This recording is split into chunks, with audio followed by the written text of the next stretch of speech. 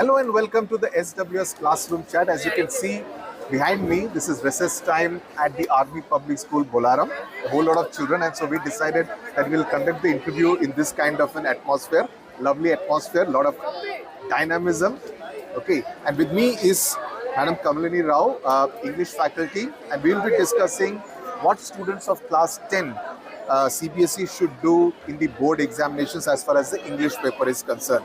Ma'am, thank you very much for your time. As I said, you'll have to speak a little louder so that they don't drown your voice. Sure. As far as English is concerned, let's start with the literature part. What are the things that students need to bear in mind when they are dealing with the different poems and stories in the literature, the two books? Okay. The first thing that we tell our children is they should be thorough with the textbooks. What normally happens is children have this tendency of taking the books as just stories, a bunch of stories. So what they think is if they know the basic storyline, they think they know the entire lesson. But with CBSE, the new pattern of questioning, there is a lot of in-depth understanding of the story that is required because we ask questions across and beyond the text.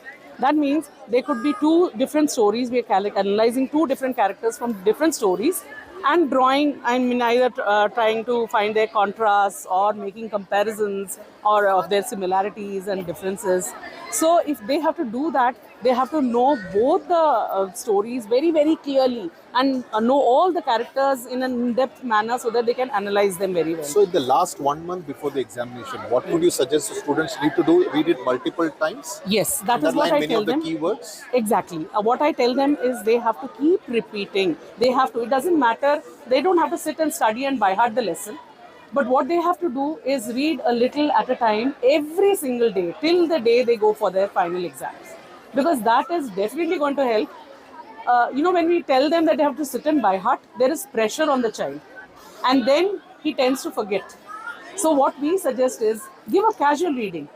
And the way they pick up their national anthem or the school prayer, without actually by hearting it, they will pick up the keywords and special ideas from the lesson automatically if they keep reading it again and again and again. Give an example from any of the poems and the stories as to what are the common mistakes that your students may have made during the pre-boards which they should try and avoid. Okay, like for example, just in the recently conducted pre-board, we had asked them the transformation of Buddha, the Prince Siddhartha into Gautama the Buddha.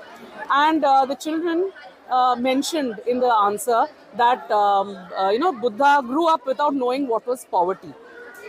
The idea was Buddha grew up without knowing what was suffering. In the child's mind, he thinks poverty is suffering, so he puts a synonym there and thinks that is the right answer. But that is not the right answer. We're talking about suffering. We are not talking about poverty. In the same sense that they're thinking about. Right. So those are the common mistakes that children make. Okay. So they've... I must put it on record here that it's very distracting with all the smells of the lovely lunch that you're eating. But you should not be eating that kind of food now here for lunch. Okay, that's as far as the literature is concerned. Let's come to the unseen passages. Again, many students find it a little daunting because of the nature of the questions that are there in CBSE. How do students deal with that? See, students have to now start learning. Actually, previously when we used to do unseen passages, mostly the belief was that the answer is found in the passage. So they read the question and they find a sentence that continues with the same words. So it's a copy-paste It's a copy-paste that they did. So now they have to read the passage, they have to understand it, understand the question and then correlate because some of the questions are multiple choice and the choices are pretty close. So there are 2-3 methods that we suggest for the children. One is the elimination method. Because see, in an unseen passage, there are a lot of times they will find words that they've never heard before. Now, those words, the children are immediately, it's very daunting for them to find a word that they can't relate to or they've never heard before. So the best way to identify what the meaning of this word is to go back to the same line where this word was found. And in that context, try to make whatever sense they can. That is the best way that they can arrive at the answer. Yes. And secondly, what we tell them is when they're doing their comprehension passages, they read the entire passage. Okay? And when there is a multiple choice question, for example, They will go by elimination. Has this been said in the passage? So they go look at it. They will eliminate whatever seems absolutely wrong. right. So whatever is remaining, even if they don't really clearly understand what the point was, they will still, that will be the right And answer. in MCQs, obviously, the trick is to kind of find the most appropriate one. One. And another suggestion that I would give to my students is, they like to go through the options and pick what is most impressive. Instead of that, first they should understand the passage and then think of their own answer. Whatever has come to their mind first is most probably the right answer. And- then check out whether it's there in the options. And you would suggest that they should read the passage first, or should they Yes. read the questions and then try to find the answers in the passage? No, they should read the passage and understand the passage because they get a basic idea of what is there in the passage. Right. After that, they read and understand the question. Based on their understanding of the passage, they arrive at a conclusion that this could be the answer. Then check out the options. If one of the options is your choice, your whatever you thought of, then that is most probably the right answer. I don't say 100%, Yeah. but 99% it will That be the would right be. answer. So that's as far as the unseen passage is concerned and the literature part. Then you have the middle part of the paper where you have things like letter writing. Yes. How do students deal with this part? Because here it's their writing skills come to Exactly. into play, and the kind of writing that students are generally these days used to is WhatsApp and Instagram writing. Exactly, yes. So to avoid the Insta language and write proper language, that must be quite a challenge. Yes. So what we tell them is, first of all, we drill the formats to them. Because see, the presentation is most important. Like you eat with your eyes first when you watch a MasterChef or something.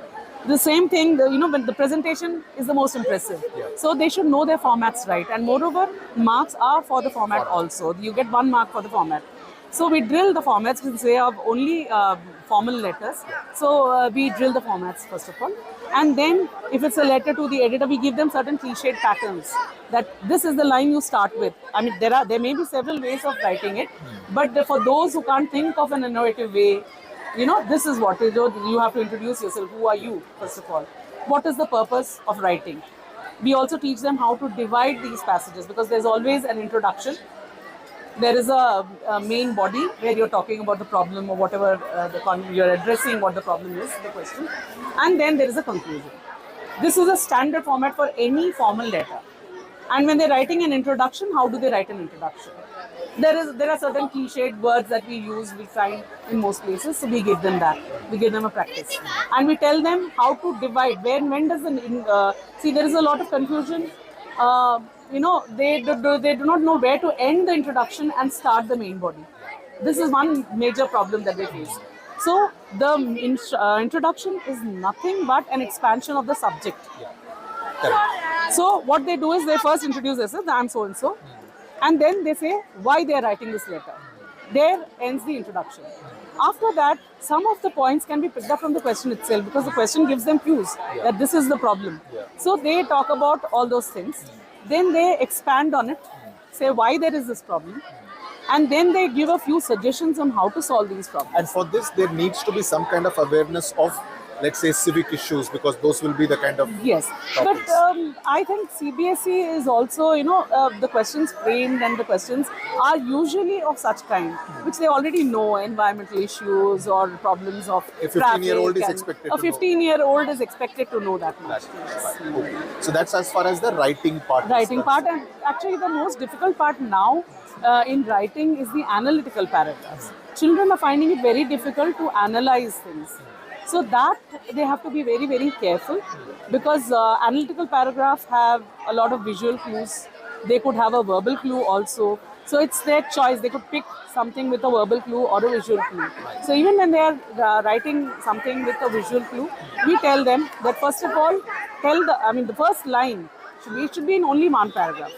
And the word limit is given to them is about 120 words. But normally they are not able to fit it into that small, those so as It's few really words. too little. It is very too little. And in fact, if I may point out, even the CBSE marking scheme has answered the analytical paragraph in about 300 words. So we don't really insist on 120. Okay. But But are students penalized if they go to, let's say, 180 or 200? no, there is no penalizing for exceeding word limit. Okay. But what happens is when the child goes on elaborating unnecessarily, he tends to make mistakes in the language. And since marks are there for expression as well as content, they lose marks in expression. So that is why they have to be very, very careful and answer to the point. Finally, in terms of time management, do you suggest that students should answer the questions in the same order as it is in the question paper, or should they go to literature first because that will be more familiar territory? Actually, it is always preferable that the child answers in the same order. But then, even under CBSE, we don't insist on answering them in the same order, but they have to maintain the order within a set. Like there are 3 sections in the question. Section A is comprehension, section B is writing and grammar, and section C is literature. So they can start with whatever section they want, But they cannot. but within a section they have to maintain an order. That's always preferable. Great. Thank you very much for your time, ma'am, and for all the details that you have provided.